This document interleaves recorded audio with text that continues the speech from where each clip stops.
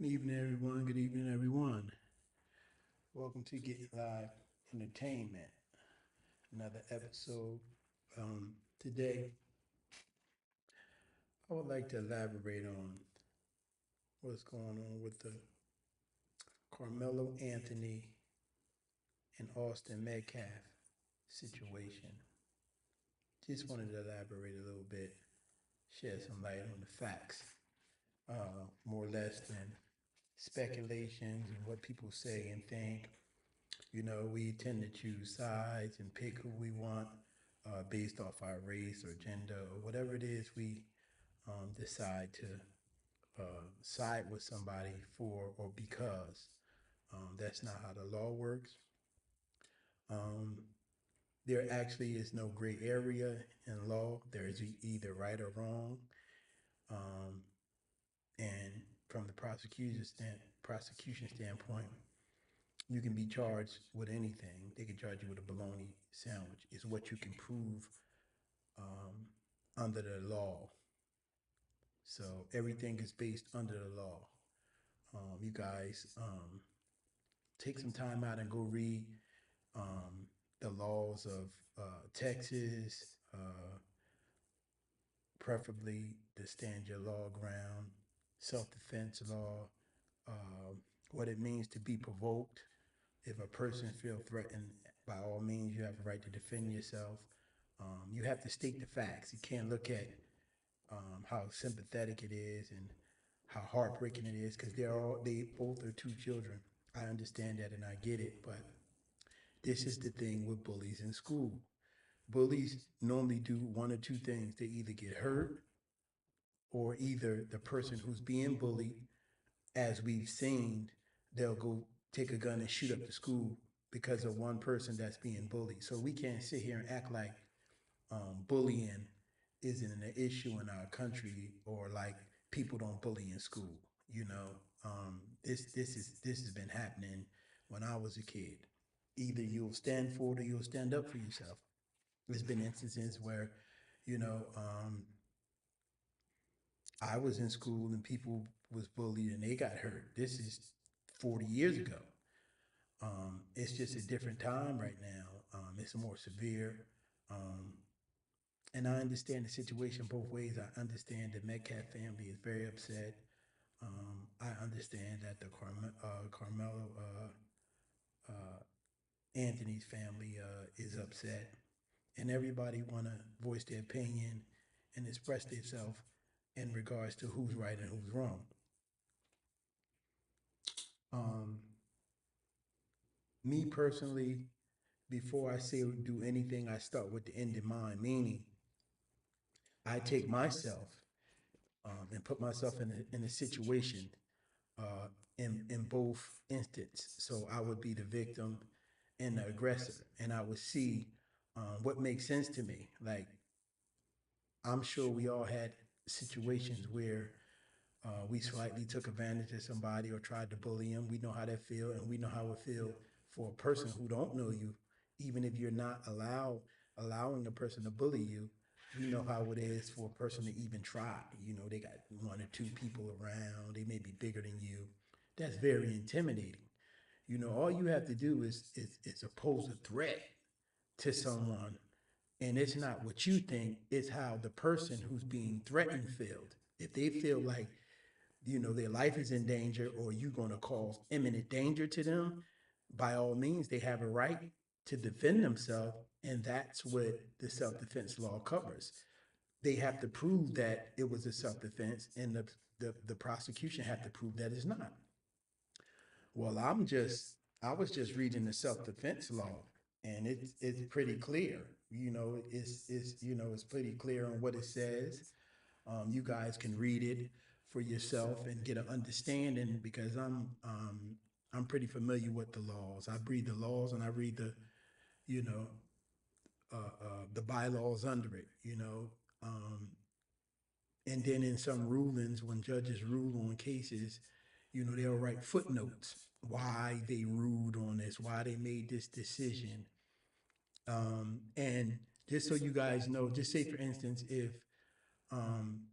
a jury was to find Mr. Anthony guilty on murder, right, or manslaughter. They should have charged him first of all with manslaughter, not murder, because it doesn't fit the criteria of first degree murder. So they can probably get that thrown out, or either they're gonna get found not guilty because the laws and the instructions under murder is different than manslaughter. Okay, so if by chance he is convicted and they charged him with the wrong charge, it's going to be overturned to the appellate division. The appellate division is going to read the decision and say, well, these guidelines doesn't match up with what he was charged with, or vice versa. If you charge him with a manslaughter and he's proven that he utilized self-defense, they're going to overturn it for that. So it's a shaky situation. You know, it's all about the witnessing, and in a homicide or murder, it's the only thing that has to be tangible, meaning the witness have to literally be able to identify play by play and what happened. Anything else in a murder is assuming, and it's called hearsay. You can't convict on a murder with hearsay. You can get convicted, but it'll be overturned. So it has to be somebody who was recording. The brother was standing there, and he has to be the witness for his brother, but it has to make sense in the actual actions that took place. You can't just say, "Oh, this is what happened," and we ain't do nothing, because I'm gonna show you a video where the brother made one statement and then later on he changed it. Well, one thing about a lie is that you have to change a lie because you can't remember it. The thing about the truth is never change. We all had instances where we experienced certain things in our life and we told the truth about it. You could tell it a million times, the story going to be the same. It's when you're lying that your story always changes. This is why, if you ever watch the first 48 or any of those FBI files, and they lock a selling up or someone who's accused, the first thing they do is they interview them and they interrogate them for a long period of time. And the reason being is they want to see if they're changing their story. Because if you're telling the truth, no matter how many times a person asks you the same question different ways, you're going to tell the same story unless you're lying. And that's what provoked an officer or detective to keep probing. Because if you telling the truth, why are you changing your story up? They're trained for that.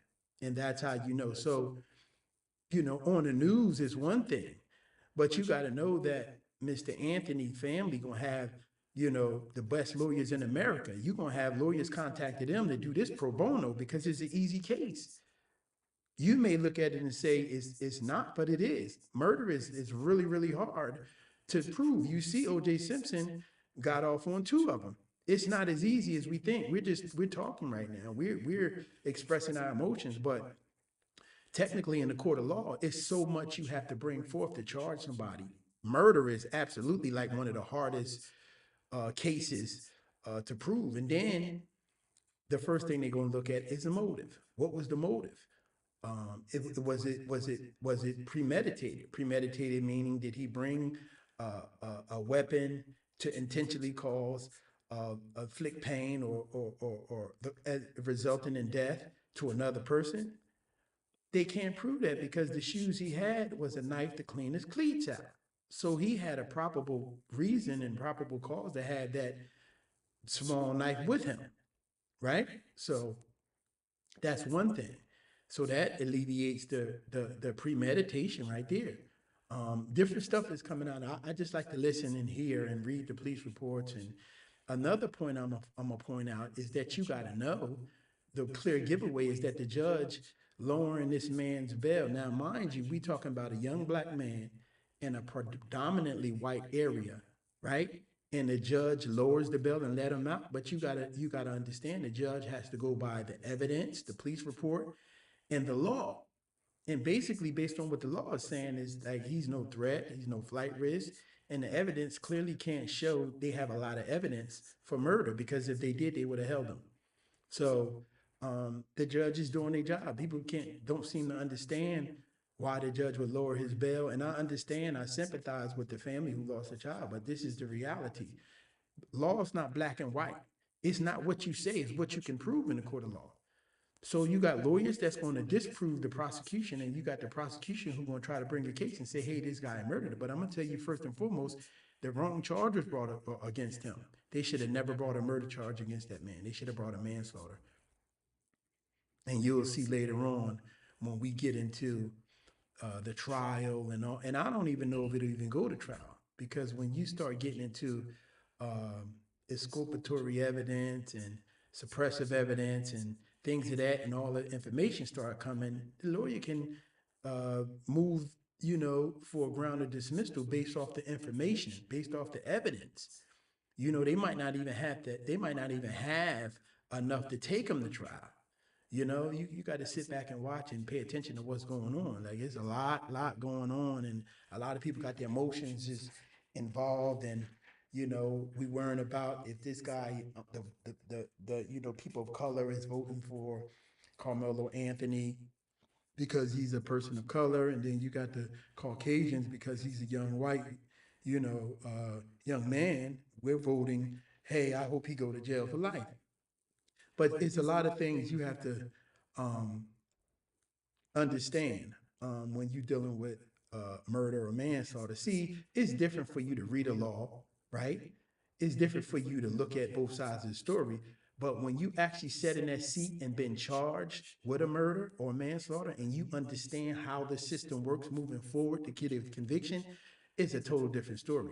You can't read a book and think you can go run a business. Running a business is totally different than the actual information you get from college, because you can go to the best colleges in school and still fail in running business, because business is something that you learn along the way. There's going to be trial and error. So it's no way possible you can ever tell somebody who experienced something in their life how it is or what they should feel if you never experienced. Experience is the best teacher in any instance. That's what it is. So I hear you guys talking and I'm listening to you, but you guys are just bumping your gums. You don't really know how the system works. And you can know the law all you want, but you have the best lawyers in the world that know the law that lose cases. And why do they lose cases? Because the experience is different. When you're there and you witness it, and you a part of what's happening, it's totally different than you going in there arguing. You only arguing with the information that the police gave you on the police report. You don't know the facts, right? And to convict on a murder, you have to have tangible evidence, mean by the slightest touch. You cannot say, I think I seen a bulge or I think I seen something. You have to identify what the object is in order for them to utilize to convict you. Now, and again, a lot of people get convicted for nothing and something they didn't do. But the thing about it is this, the appellate division is the mediators. It's a lot of judges that convict and charge and sentence people, and the appellate division will overturn it because your sentencing guidelines wasn't within reason of the case.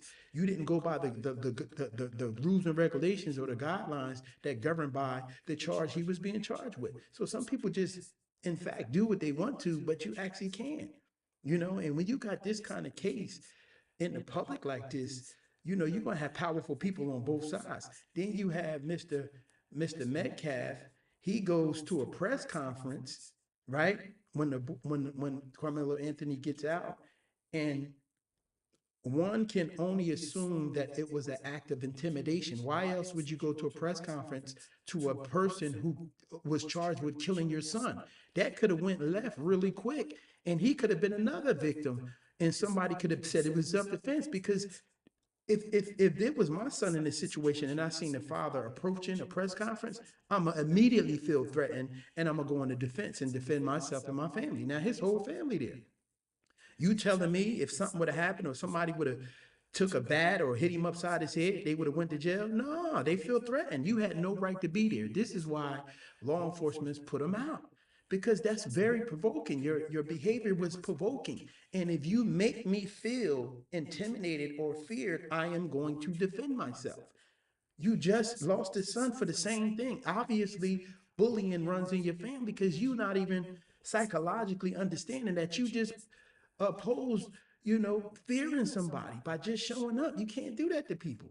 You have to stand and entrust in the law enforcement and the court or the judicial system to do their job. You can't go around threatening. Now, that was a warning. I'm sure you'll pop up again and do something stupid. But if you do, you got to be mindful that there's consequences for all actions that we do.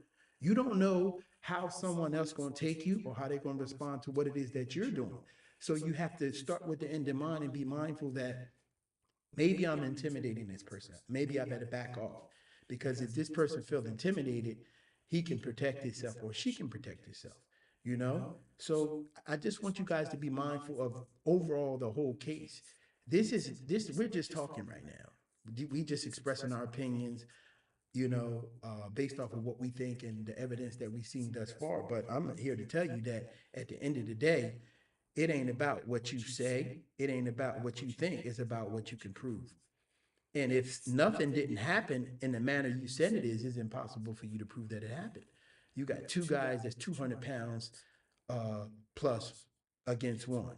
You got a guy that's in the tent when the other two guys that's in the tent don't own the tent. So you have no way or no authority to tell somebody they can't be in the tent. If somebody was to tell me that, I would feel like they had a problem with me or they had a problem with being around the type of person I am. You understand? And if I say no, I'm not leaving, it should stop there. If you continue to say something, you're then provoking this individual, especially if that gentleman gave you a warning. He didn't have to give you a warning. You have a right to defend yourself immediately, but he gave you a warning, and it kept happening. And as a result, he lost his life. So you can't be so sure about what another person is going to do. You only can be sure about what you're going to do. You have no idea what this person is thinking, what's on his plate, what's on his mind, what he's dealing with. All that comes into play.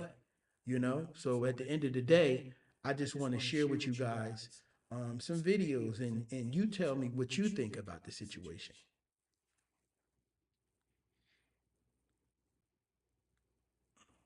Yeah, this is crazy. Here's the first one.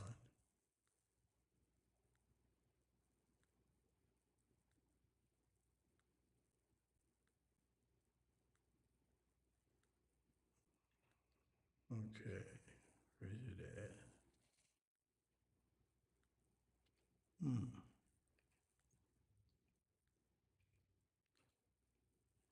Should be.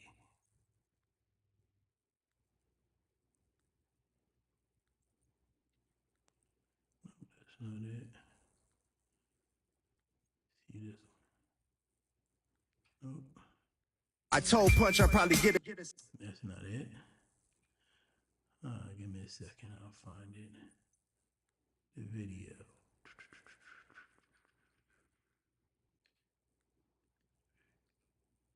Here we go. Breaking news. Carmelo Anthony's press conference was just delayed when the victim's father showed up uninvited. Jeff Metcalf, father of Austin, who was allegedly stabbed by Carmelo at a high school track meet, refused to leave until police intervened. The Anthony family planned to clear the record about claims made following the murder charge. Carmelo's mom later pleaded for the harassment to stop. This family drama is getting intense as both sides navigate this tragic situation. Now, who would do that? Who would go to a press conference of the man was just charged and released of killing your son? What other? I'm thinking you got a gun. You coming to cause harm to me and my family. And if I was there and I had a firearm to defend my family, and I saw you approaching me or my family, by all means, I'm open fire. There's no question about it. So that could have went left really quick, and the person would have been in the right. That's self-defense. The police is right there. You posed a threat. You had no right to go to that press conference, none whatsoever. So I would hope that Mr. Metcalf would think 5 times before he speak the next time. And that's just like one of the Anthony's going to a press conference of their son that they just lost from the accused killer. How would you feel about that? You would probably lose your mind. You know what I mean? Or feel threatened like somebody's coming to do something else to your second son or to yourself or your wife. So come on, you got to make sense of that, man. You can't control. See, that's that entitlement. That's entitlement where you feel like you don't have to follow the rules when everybody else do. And that's probably sad to say why your son lost his life because he's used to living and seeing what you do. And he tried to do it in a real world, but those rules don't apply in society. People feel different and they're going to protect themselves and do different things when it comes to an individual. So what you do in your household with your children, to your children, and for your children, you got to understand that's going to spill over into society. Now, society don't have no love for you. Like you can't go in society and steal from people or take advantage or bully people. If you did that at a school or at a camp or your home or your cousins, that doesn't apply to somebody you don't know because you don't know what they're capable of or what their intentions are. And as a result, here we are. Here's the other video. There was this kid, before I knew his name now, Two this kid different was sitting stories. under our tent at track. We asked him to move. He started getting aggressive and talking reckless. And my brother stepped in and said, "You need to move." And he's like, "Make me move." Austin grabbed his backpack. The kid, I tried to whip around as fast as I could, but I didn't see the stab. But then I looked at my brother, and then I'm not going to talk about the rest. You know, just that's just what I saw. And I tried to help him, but We come back, we sit down, and this kid said something behind me. I've never met this kid in my entire life. I never knew who he was. Said something just inappropriate and uncalled for. And I turned around and asked him who he was. He started getting really aggressive. My brother stepped in. He started being, how he always is with me, just brothers, just having my back. And things started getting more like higher intensity. And the kid said some like aggressive stuff, like reckless stuff. Also try to handle the problem. And Yeah, that don't make any sense right there. That's like the guy's telling two different stories. First, he said he came here and a guy was in the tent, but you got to listen to the key factors here. You don't own the tent, so you can't make nobody leave. First of all, it's school property. That's first and foremost. So if somebody in the tent and they don't want to leave and you don't want them there, the proper and appropriate thing to do is for you to leave. The minute he screwed up is when he said, "I'm not leaving, make me." And when he put his hands on him, you opposed the threat. You touched his bag, which means his bag was on him, which means you touched his body. You opposed the threat to the man, and he had every right to defend himself. And I believe it was more intense than that. And the reason why I'm saying it is because the brother is lying. He just changed his story up. You just heard it for yourself. He told two different stories of why it happened.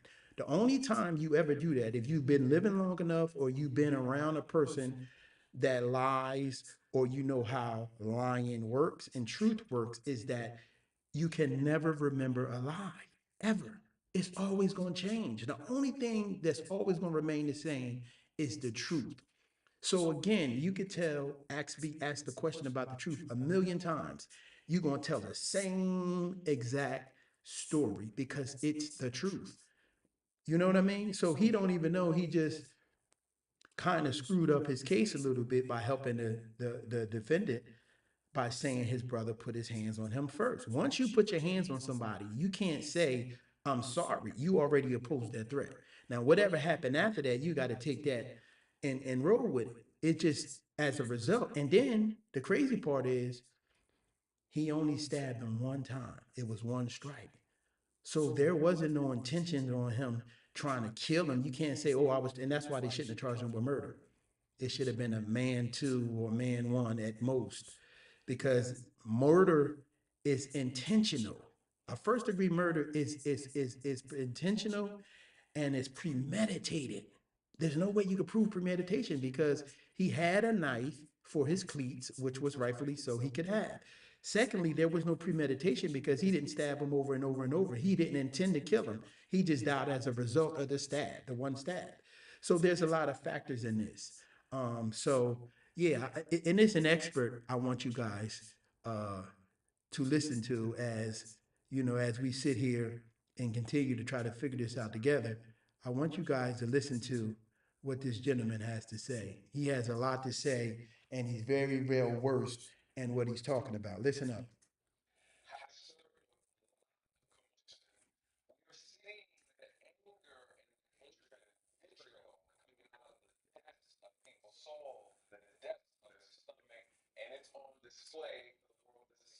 That's correct.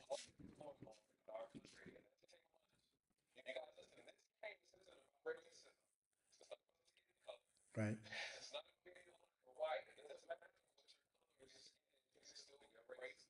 Mm. If you're not coming here with intention, don't be ignorant. We're going to break this case down in the other chapters. One, we're going to hold some of the facts. Two, the police report. We're talking about the criminal statement. We're going to talk about the statement of the witnesses, the criminal charges, the use of force, and then after that, we're going to close this thing out. And I'm going to give you my summary about this case. Listen, you're talking to an expert witness, use of force, police policy, and procedure. You guys just we're breaking this thing down to you. Here is how it all goes down. Let's talk about the facts of the case. Listen, don't get caught up in all the foolishness being on social media. You have people who are comparing photos. They're comparing guns. They're comparing GPAs. Some are comparing media accounts. That's correct. Those things are nothing to do with the case. Nothing. To black out with the white noise. All of that. Some facts. Let's talk about what the facts are. The distance between two high school students, two 17-year-old boys, who unfortunately one of them, who we talk about Carmelo, to talk about Austin Metcalf. That's right. How did this whole thing start? It began with Carmelo inside the tent. For whatever reason, he decided to go there, whether it was the rain or he wanted to just sit there. It's not against the law for him to be there. Not at all. Clear that completely. Right. The second thing is, Austin told Carmelo that he needs to leave from the team's tent because he doesn't belong there. For whatever reason, Carmelo decided that he's not going to leave. It's his right to do so. Correct. After that confrontation, that verbal dispute, some form of threat was made, stating that Austin was going to physically remove Carmelo because he would not leave on his own. Mm. What happened? Carmelo made a statement saying, "If you touch me, see what happens." And then later he reached for his back, and that was it. Right. Apparently, Austin then proceeded to touch him. Some say he was pushed. Some say he was punched. Some say he was grabbed. Mm. At that point in time, Carmelo took out a knife and stabbed him in the chest one time. It hit his heart. He ended up dying from that wound. Carmelo went to the scene and was later stopped and detained by officers. What did he say when he was stopped? He told the officer that I did it. It's not literally, I didn't do it. I told him not to touch me. And this was self-defense. Mm. He asked, is this self-defense? So this whole he made some direct statements to the officers, and he was detained and was taken away. Okay, Understood. Carmelo is being charged with first-degree murder. Okay, this is the only charge as of now. It can change, it can increase, and additional charges can be added. Okay, that is the facts of the case. Now, to dive into it, what's the next part? Let's go into the details of the case, followed up with what. Been in a car accident, here's exactly how $1 you're owed. If you've been in a car accident in the last year, even as a passenger, you could. This police report, a lot of people are gravitating to when they're making videos and statements that this is the holy grail. This police report is only about what transpired in that moment. These are brief preliminary investigations. It's not detailed enough because a lot of facts that are missing. Right. Witnesses' statements are not inside this report. Mm-hmm. There's statements from Carmelo not inside this report. Only his attorney has access to this video evidence that's been collected that we don't have access to. That's correct. There's so much more context to this particular incident that we don't have access to. And the police report does not cover, and it will not cover. Why? This is a preliminary account of what took place. And listen, the officers in the department apparently did a great job managing the crime scene, getting the evidence and interviewing people and finding out who was involved and also the witnesses. That was a documented incident via cell phone footage. Okay, so this police report doesn't have everything that a lot of people think it should have. Mm. Why do I say that? You don't really understand exactly what you're looking at. There's about 60% of evidence that's missing in order to really formulate an actual picture of what took place. Correct. You're asking the million-dollar question, is this self-defense Hmm. or is this murder? Listen, we're going to talk about it. I'm going to show you how to properly examine the police report and looking at the statements made by the witness that's documented by the officer. I'm going to point out to you the issues with the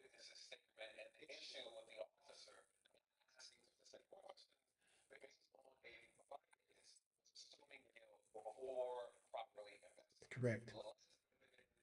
First statement. This is witness number one, witness J. What does he say? J states that Austin told Carmelo to move. Witness J. What does he say? He said, hey, Carmelo grabbed this bag open and reached inside. Hmm. He told Austin, touch me. See what happens. Austin proceeded to touch Carmelo. This is the first assault. Whether you like it or This not, is assault. Austin Austin assaulted him. That's correct. That's just There you go. that's the reality. That's a violation of someone's personal space. What is the witness J saying? He's saying that after he put his hand in the bag, he said, "Don't touch me." What happened? Austin reached and touched him. We don't know in what manner. We don't know how. It's very important. What does he also say? He states that Carmelo stated, "Punch me and seeing what happens." That's important. A short time later, this is important. He's saying he's given us a time frame, meaning that this event lasted longer than we all assumed it.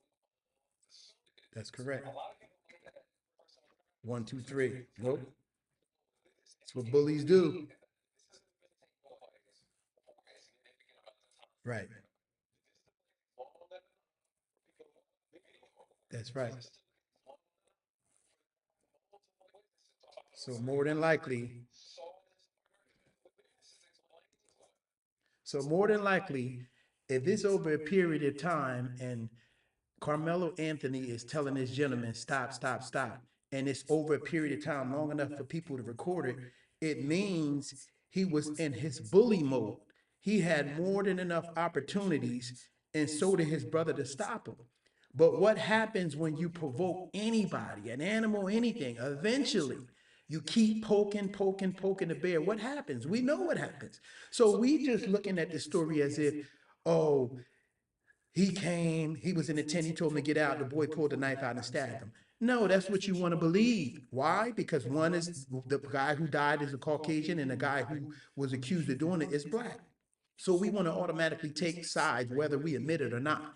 No, he didn't do it. He didn't do it. But this is very important. It doesn't matter what you think. We already seen from the witness. This is an eyewitness. So this is going to be emitted into evidence. That's going to go against the gentleman who lost his life, because clearly you assaulted this man before he did anything to you, which gives him the proper ground to defend himself under the stand your ground law in Texas.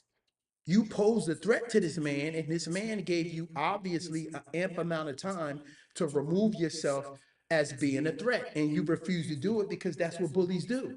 Bullies not, they're not used to being confronted. And then your brother right there, he could have easily said, hey, bro, come on. It ain't even worth it. It's escalating.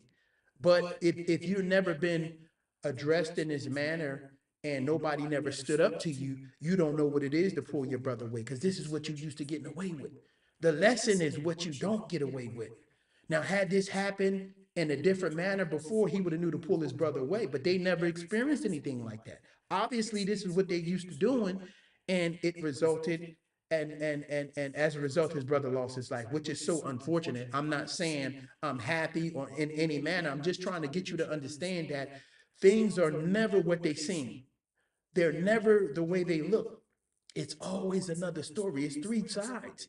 It's his side, the Metcalf brother side, is Carmelo Anthony's side, and it's the truth. The truth gonna prevail all day. So I just wanted to elaborate on that. Let's go. And a very closing with this was a heated debate between two people. Which took some He said time. a short time later, Austin grabbed Carmelo and told him to move. Wow. After he was grabbed, Carmelo pulled out the knife and he stabbed him. Wow. Did you hear that? This is an eyewitness saying that. So he didn't pull the knife out and just stab him.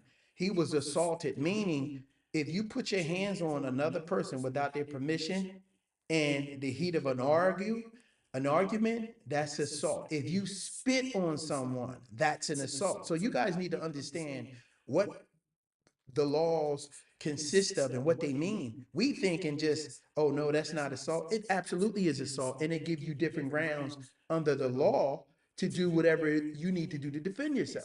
So you gotta know the facts. You can feel however you want to feel about the situation, but the fact is still gonna remain. This expert is pointing out the facts. This is what's going to make the difference in the court in a conviction or having the case dismissed or him getting found not guilty. Because number one, if you charged him with the wrong charge, he's going to beat it because the charges that you charged him with, the guidelines and the rules and regulations that's governed by that law has to add up. Well, if you supposed to have been charged with a manslaughter and you charged with a murder, then the guidelines are different for a manslaughter and a murder. So it's not going to make any sense. Let's go. Okay, here's the problem with this image. We don't know what we don't know how this is, okay? We don't know whether he was falling back when he stabbed or he was moving forward when he stabbed. We don't know if it was an overhand stab or underhand stab. We don't know. These are details that are important to guys in a matters, okay? So what we see at this point is that some brief statements that were made. There are no detailed information. It's just very brief. Okay, so people are building these statements off that one witness testimony That's correct. going to witness number two. Witness number two called an EP. This witness was actually Austin's brother Hunter. Wow. Okay, Wow. with them. This is before we get to Hunter was the brother of the victim. Okay, he said, then the individual said what? He said they were sitting on the bleachers in Carmelo while over inside the tent. Austin then told Carmelo since he did not go to Memorial, he had to leave the tent. That's key. Okay, when that key, both witnesses are talking, the primary aggressor is Austin. Okay, we're talking about the person. Let's put this in context. You sitting on the bleachers. This is the bully mode. Understand what's going on. You're sitting on the bleachers. The bleachers, if you see in the picture right there that I have up, the bleachers is a little distance from the tent. So you literally thought you owned or you entitled, so you feel the sense of entitlement so much, you feel like you can go and tell a person to, to remove themselves from property you don't own, and you wasn't even in the tent to occupy it. And the first time I can see if you and your brother and friends are in there occupying the tent, and this stranger walk in the tent and he comes and invades your privacy, that's different. But obviously nobody was in the tent, and he went in there because obviously he felt like wasn't nobody utilizing it. So you have automatically, that's two strikes against you. You touched the man, you assaulted the man, but you initiated the contact and opposed the threat on this man. That's what your brother and your friend said to the police officer, which made a statement which is going to be admitted into evidence again to help the defendant. Let's go. Who initiated the conversation is Austin. Austin initiated it. Facts, man. Whether or not he was talking trash to the opposing team, that's irrelevant. And that's not against the law. This is a tragedy against opposing schools. That's not a crime. Austin is the primary aggressor. The witnesses all acknowledge that. Okay, this entire case is going to hinge on a conversation that was had. This verbal altercation. There you go. That's correct, because it's going to either establish it was premeditated and planned, or something that's just happened as a result of self-defense. That's what it's going, and it ultimately is going to boil down to what created the situation for it to happen in the first place. So if you had no jurisdiction or no right to go over there and tell somebody to get out of the tent that you didn't own, you opposed the threat to someone else, right? And not only was it just you, it was you and two other people, your twin brother and another guy. And this is one guy. And you guys are 200 pounds, this guy 100 something pounds. That immediately is a threat right there. We talking probably between 500 and 600 pounds versus this one guy. How else was he supposed to feel? Put yourself in that situation. And if you were a white guy and three black guys did the same thing and it was vice versa, how would you feel as an individual? Come on, we know how we all would feel. Let's go. Let's get into it.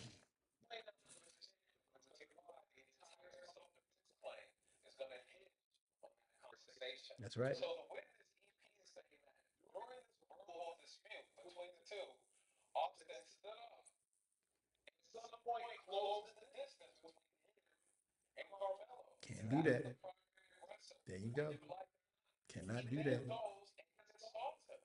We don't know what manner he grabbed him. He says that he was pushed. Hmm. You have one witness who says he was touched twice, he was assaulted twice. One witness says he was pushed. He states that after he was pushed, he was warm and arguing. Then Wow. Carmelo reached around his bag, took the knife out, and stabbed Austin in the chest.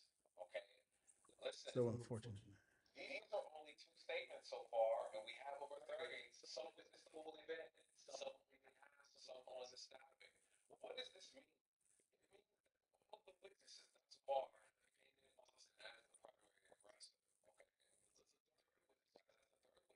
Hunter Metcalf. So, what did he say about the incident? Let's watch the video. I say, get those shoes. Your shirt. It is office in the one.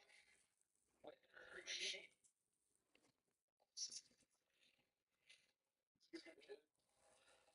Listen closely. This is the brother that was the eyewitness.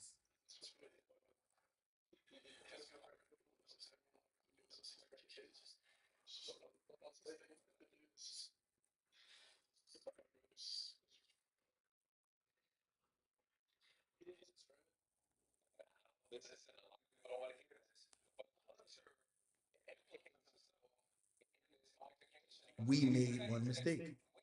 We made one mistake. And we made one mistake. Yeah. He also tells his father all of the intricate details of the event. What does it mean to me as an officer, as an investigator? That means to me that you had a level of involvement. You said we were involved in an altercation. My question now to you, Hunter, as an investigator, is what role did you play? What did you say?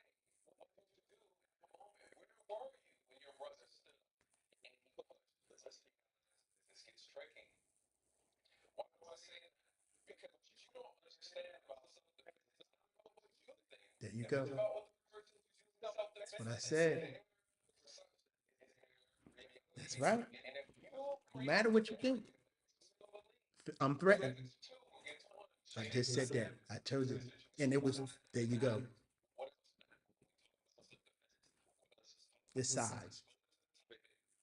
Here's the Pinot 9.31 points.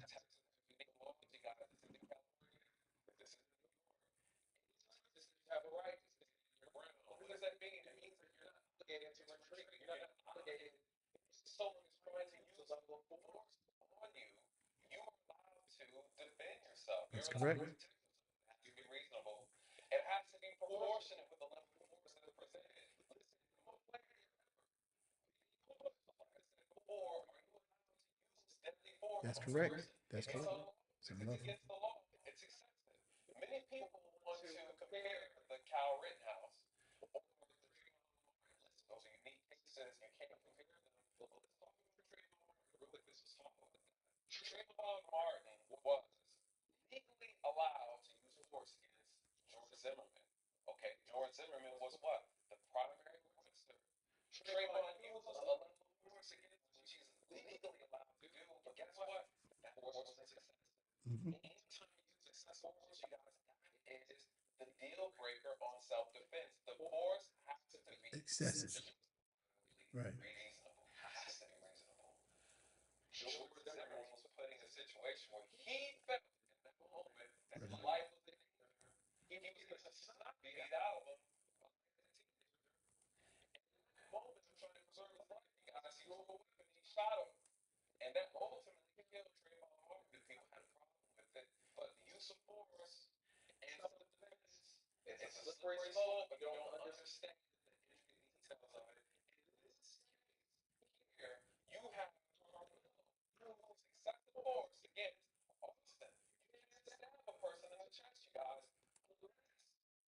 unless you're using a level or a weapon as a threat, equalizer. What do you mean by that?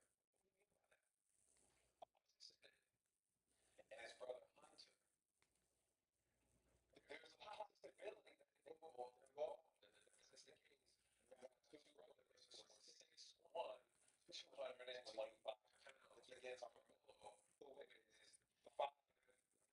130. 130 pounds. If that's the case, Mhm. the weapon is introduced as a Equalizer. It's It it balances gets a little stronger. balancing. Okay, it gets a little stronger. Whether you like it or not, it gets a little stronger. Here's the thing: if Austin Hunter together participated in the aggression towards Carmelo, he has a strong argument for self-defense.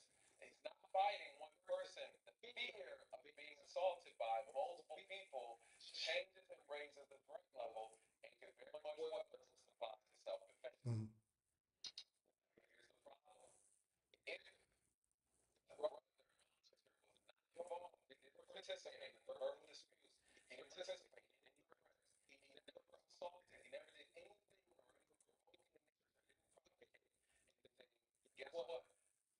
The claims of self-defense greatly diminish for Carmelo. What does that mean? You're not able to justify using a knife against someone who pushed, punched, or assaulted you. There just is no justification for it. Okay? So, in this case, Carmelo uses deadly force in a situation that, on the surface, looks like deadly force is not acceptable. The key to this whole entire case will offset. This is equivalent to the situation that happened on the subway with Jordan Neely. The whole idea that you can threaten someone and make threatening words or gestures who you may never actually physically harm or touch anyone is enough for someone to use deadly force against you. The idea that a person can make threats but never actually physically touch you. Well, according to Texas law, here's what's interesting about self-defense: a person is justified in using force against another when, to the degree the actor reasonably believes the force is immediately necessary to protect the actor against others' use or attempted use of lawful force. Why do I say that? Attempted use. So this is key. Okay, listen. In cases of use of force for self-defense, I don't have to wait for use deadly force. If I have reason to believe that there's use of force on me, or you're going to use a level of force, that doesn't put me in great. Now let's stop there for a minute. What raises suspicion on that is that if you are a known bully or if you a bully, that that alone will make a person feel like what's coming next. And the brother you just heard in the press conference said we. So it obviously wasn't just himself. And I'm sure if the gentleman who made the statement first that was with uh, Austin, the deceased, and the twin brother, I'm sure he had something to say or did something as well. It's three guys against one. I mean, you guys is 225, 6'1". This guy is 5'5", 130 pounds. Like, come on.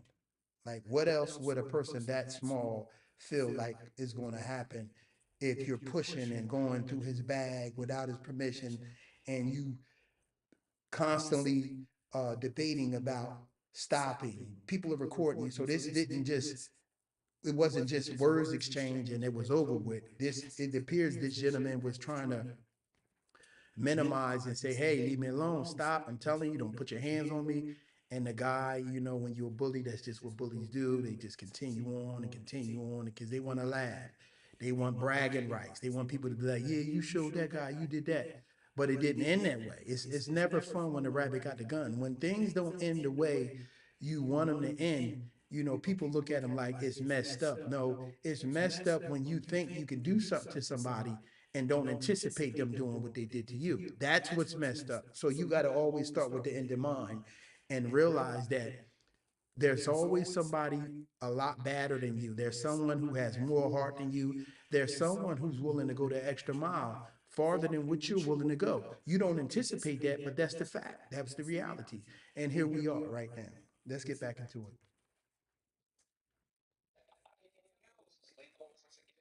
This is why I say this entire case hinges on the conversation and the verbal dispute that took place between Carmelo and Austin. What did they say that made Carmelo believe that it was a fear for his life? That's so important. Mm-hmm. And I'm the sure it was a issue that gets threat. spelled out when you're trying Mm-hmm. Gotta wait for the facts. to be revealed before we judge. It's innocent. And to proven guilty. Our word. Okay, so let's be real about the context. We don't know what was said. We don't know what words and what was threatened. But we know threats were made because Carmelo made a statement and said, "Do it," and see what happens. And we'll go back to the witness statement. Mm-hmm. The issue with the witness statement is the witness worked really hard only mentioning the statements Carmelo made. But the witness didn't make the statements that Austin made. Mm-hmm. What were the threats that Austin made that made Carmelo believe that he was in fear for his safety? And guess what? If those threats were made, Carmelo doesn't have an argument. Okay, it goes both ways, you guys. Okay, so the idea is that we need to know what happened. We know that it was recorded because police confiscated several cell phones. So we don't know there's video recording of the incident. What else do we know? Mm-hmm. But nah, told you. I told you. But understand the logic. The logic is Carmelo became one of the knife is illegal. Yes, it is. All right, there's another charge they didn't charge. Right. You cannot be in possession of a knife in Texas under Area 15. Carmelo is against the law. He's on school property. It's against the law. Two violations. Okay, that's another charge that they can charge him with. Okay, whether you believe it or like it. Just to shine some light on that, I read more into that, and the reason why they didn't charge him with a knife because it wasn't a knife to defend himself with. The knife was it wasn't a knife. Actually, it was a cleat cleaner. He killed him with a cleat cleaner. So if you go to any sports or football or any kind of sports that require you to clean your cleats, the mud and stuff out of your cleats, you're able to have that at a school, at a college, or anything. So that's just puts this in perspective. He had a cleat cleaner. You know how you get dirt in the cleats? That's what he stabbed him with. So that's why the police didn't charge him with a knife or a weapon because it wasn't a weapon. It was a cleat that clean. It was a cleaner that cleans the cleat. So this guy didn't obviously read the facts or didn't know everything about it, but during the press conference and what they were saying, what the prosecution and all them was saying is that it came out later that this is what it was. Obviously, the police knew enough to not charge him with a weapon because they obviously knew it wasn't a weapon because he had it for the reason he's supposed to have it with. So let's get back into this guy.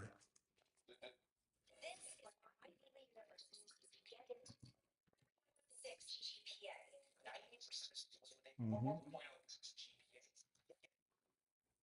The track is an extension of the school. It's unlawful to bring a weapon. This is in the wrong. It's a violation. But let's talk about the charge of murder plus 3. You got to move into 10. You got to move into 10. Mm-hmm. So here we have the further this was a premeditated situation. Right. He came up with Mm-hmm. premeditated. Right. Okay. Did he plan to kill Austin? No. You got to move with that. Did he want to kill Austin? The statements that he made when he was arrested was, "Is Austin okay? Is he okay?" That's what's important. That'll be used in trials to suggest that the client had remorse. There you go. To that level, he was remorseful. You guys, that shows that there was no intent in the action. What's the more appropriate charge?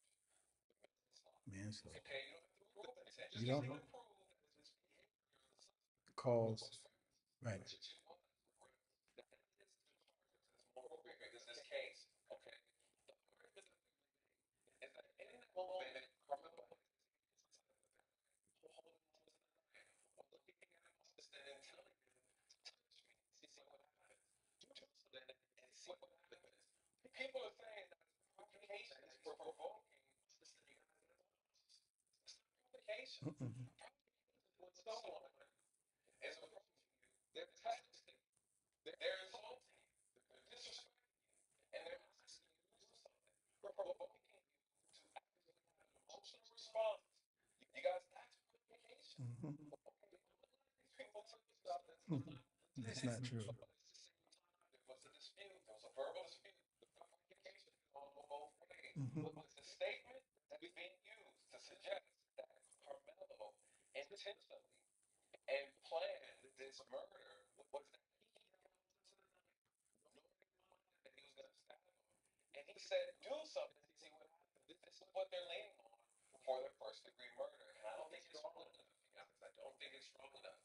Why do I say that? Because the primary aggressor, the initial aggressor, is Austin from the very beginning. So the self-defense comes from the person who did this stuff. That's correct. Okay?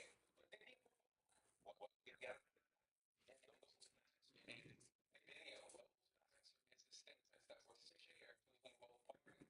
At any point in time, did Carmelo threaten Austin?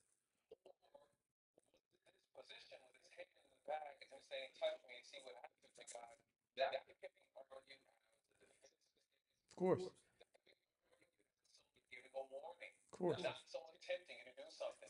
Just to put this in perspective, if you feel you see police officers may go in the yard or show up for emergency call and a dog may be in the yard that pose a threat to them, they'll put their hand on their gun in case they have to use it. Do you understand? It's a gun is way more uh, of a threat and more intentional than a freaking a cleat cleaner. We talking about something you're supposed to have for your trap meet versus a police got their hand on a gun because the dog poses a threat. And if the dog come near them or put their life in imminent danger or they feel threatened, they're going to shoot the dog, as they often do. So that's easy to argue that. You X, Y, Z, see what happens. I'm not moving from this area because I don't have to. And if all the things that you frequent transpires, I have something that I'm going to retaliate with. This is the mindset of Carmelo. The question is it legal? You guys, attorneys are going to have that. And the argument is going to come down to wordplay. It's a posture. Or you guys express opinion. This is not provocation. This is posture. I am stating and giving you a warning that if you try to carry out the threat you spoke about, then To defend myself. this is not provoking. This is not enticing. That's correct. This is a warning.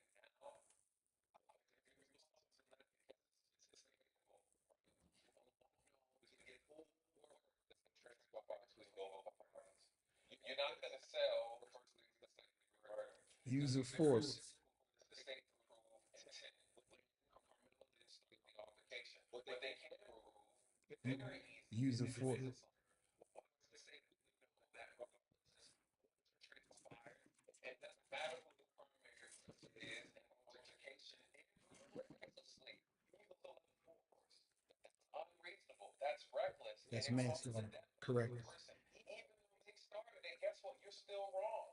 You're still in violation, and you can be charged. Mhm. The more appropriate charge, in this case, that's I what agree. I'm charged with. And then that's Right. that can get a conviction. I agree. Now, we're charged with breakdown. If we're talking about from the state's perspective, Mhm. what's the only thing that challenge manslaughter is self-defense. The only way for self-defense to be valid, guys, is if Carmelo can prove or he can show there were multiple threats. When he delivered, Now, mind you, they got multiple um, video recordings already that they didn't even submit into evidence. There it is right there. They're going to see for however long the debate or the standoff was, he had ample amount of time to remove himself and take himself out of harm's way or lessen the threat that he opposed on somebody, but he didn't. So what happened to a situation? It progresses. Anything. If you leave a pot on the stove long enough, the water boil out, it's going to progress. It's going to get hotter and hotter and hotter. Anything happens like that. So what do you think happened is if two people are arguing or disagreeing or they don't like each other or they attempting to fight, if they stand there long enough and continue to debate about fighting or who's right or who's wrong, a fight is 9 times out of 10 going to break out. And that's exactly what happened. You have multiple. We're under the impression that this guy Mr. Metcalf was killed by this gentleman just pulling out a knife and stab. No, it was a period of time. People were recording. They were back and forth for we don't know how long. It could have been 20 minutes. It could have been a half hour. If it's longer than a few minutes, then they're gonna be able to utilize self-defense because he had enough time to remove himself out of harm's way and he refused to. He continued to put pressure on this young boy that stands 5'5" at 130 pounds, and he's 225 pounds, along with his twin brother and a friend. That's a threat within itself. Like we can't sit there and act like um, this is something that you wouldn't have done if you were put in the same situation. Like it's survival of the fittest means either you do me or I do you. And if we all put in that situation, it's all gonna boil down to you getting done versus you doing me. So, I mean, that's the facts. You know, we're not dealing with he say, she say, and what we think, because most of us, we're just blogging and we're saying stuff, but we're not reading, you know, the laws, the stand your ground laws, the self-defense laws, why you should be charged with murder, why you should be charged with manslaughter. You got to prove intent with those two. So they already picked the wrong thing. If you were to charge with just manslaughter, you don't have to prove an intent. But you charge a man with first degree murder. You know how hard that is to prove? That's extremely hard to prove. They have already charged him with the wrong thing. And that's what this expert is talking about. Like, you know, all that's gonna come into play. But let's get back into the ending of this. Only defense. Because outside of that, there's no justification for using a knife against a justification where there was no level of force used against them that was high enough to justify him using a knife. Building our custom home is now easier than ever. And with America's Home Place, we can show you how. During our 50 year This is be really clear when I say this. When it comes to words, words That's don't power. matter. You guys, that's the only power words have is the power that you get over yourself. Escalated. You have no power over anyone No, but yourself. that's You right. only have the power to control your actions. You Hmm. cannot control the actions That's of correct. others. I said that in the beginning of my video. This is the same advice I give hundreds of youth when I speak to them about violence, conflict, resolution, because this is what this case is about. At the end of the day, the reality is you have one person who had issues with someone else. That's it. Doesn't matter what his skin color is. Austin could have simply just went Walked after away. some other authority. There you go. Or With just walked away. Carmelo. You honestly, Carmelo could have easily just walked away, removed himself from the conversation. Just that simple, you guys. Hmm. Two simple solutions that could have solved a bigger problem. This would have never been an issue if we had two individuals who understood how to resolve Communication. conflict. That's One right. person was doing one thing, the other person had a business doing the other. Regardless of where you land on it, that is the reality of the situation. You have no power over another person. You only have power Over over yourself. yourself. That's correct. These egos have come together, and the person believes with all their soul and Entitlement. fortitude that you can tell another person what to do, Hmm. and that person has to do it. That's not reality, Nah. and that's not how the world works. Nope. And that people here are so emotionally unstable. You don't know what you don't know.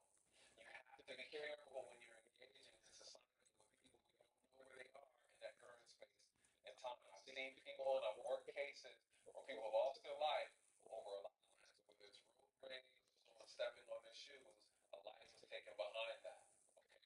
So this is the reality that we live in. Teaching children, teaching young adults how to resolve conflict, which is or how to remove yourself from conflict. That's okay. Just because you have the right to stand your ground, it doesn't mean you have to. Doesn't mean you should. And just because you use sports or use deadly force doesn't mean you should have to.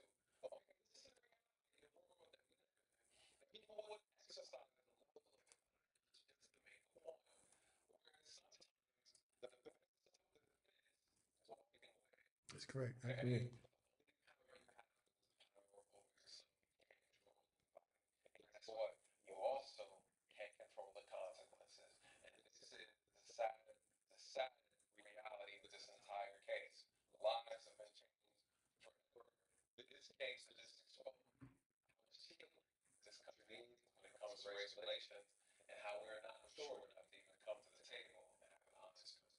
I agree. Anyways, my prayers go out to everybody involved, and we pray that the truth is revealed and justice is served. Yeah, on that note, I'm gonna bring this video to a close. But if you have any comments, I'd just like to hear what you have to say. You heard the facts. You heard the stand your grounds laws. You heard the witness testimonies. Now you could kind of make sense. And if you still don't understand, you could go read yourself and try to make sense of this. Uh, before you make a statement and say who's right or who's wrong. Nobody's saying who's right or wrong. We're just taking what the facts are today, and we're saying this is what's going to happen based off of, or this is what's more likely to happen based off of what this individual is saying. That's why they say anything you say can and will be used against you. Because I don't believe that Austin brother meant and his friend meant to say something to incriminate him or to go against them. But they're going to use that information because it's helping the defense. It's helping them build a stronger case because you admitted that you opposed a threat to this young guy. Not just your brother, but you implemented yourself in it. So it wasn't just obviously your brother. It was you and probably your friend too. So you gotta stick with the facts, man, and know what because you don't know what you don't know, and nothing change if nothing changed. The only way something gonna change is if you change it. So, I just think you guys should just uh, continue to, you know, just focus on what you can control, and not something that you have no control over. With that being said, I hope to see you guys later. Love and peace. This is another